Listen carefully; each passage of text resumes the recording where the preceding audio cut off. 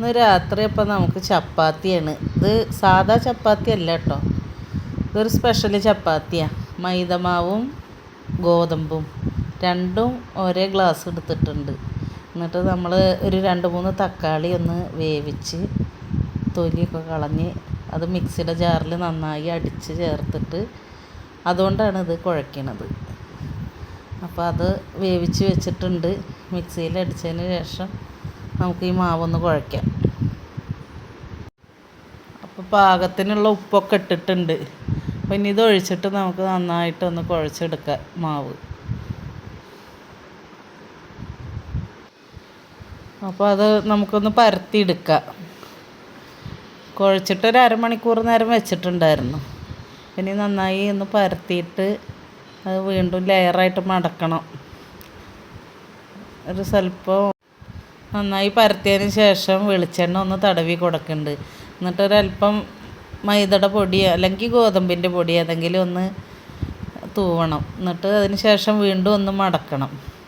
പിന്നെ വെളിച്ചെണ്ണ ഒരല്പം തേക്കുക, വീണ്ടും മടക്കുക. അങ്ങനെ സമചതുരത്തിൽ മടക്കിയതിൻ്റെ ശേഷം വീണ്ടും പരത്തണം. പരത്തിയിട്ട് അത് നമുക്ക് കോഴിമുട്ടയും പിന്നെ സവോളയൊക്കെ കൂടി അരിഞ്ഞ് ചേർത്തിട്ട് നമ്മളിങ്ങനെ അടിച്ച് വെച്ചിട്ടുണ്ട്. അപ്പോൾ അത് ചതുരത്തിൽ പരത്തിയതിൻ്റെ ശേഷം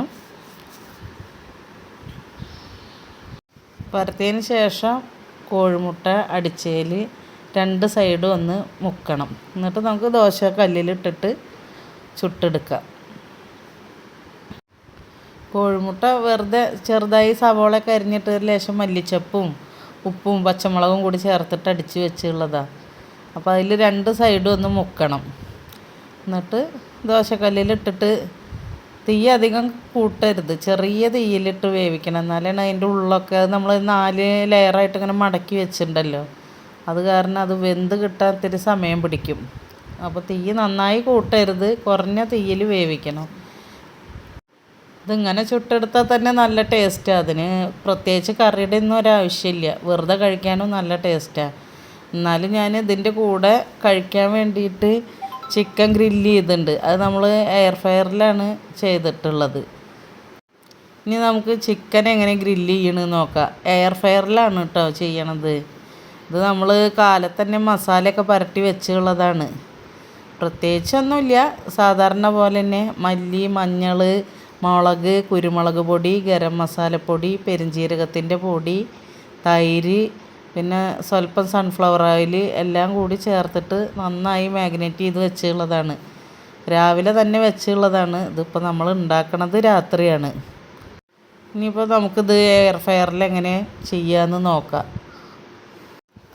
നമുക്ക് ഡയറക്റ്റ് ചിക്കൻ പീസ് ഇതിൽ വെച്ചിട്ട് ഗ്രില്ല് ചെയ്തെടുക്കാം. പക്ഷേ ഇനിയിപ്പോൾ അതിൻ്റെ ഗ്രേവി എങ്ങാനും അടിയിലേക്ക് പോകണ്ടെന്ന് കരുതിയിട്ട് ഒരു അലുമിനിയം ഫോയിൽ വെച്ചിട്ട് അതിലാണ് നമ്മൾ ചിക്കൻ വെച്ചിട്ട് ചുട്ടെടുക്കണത്.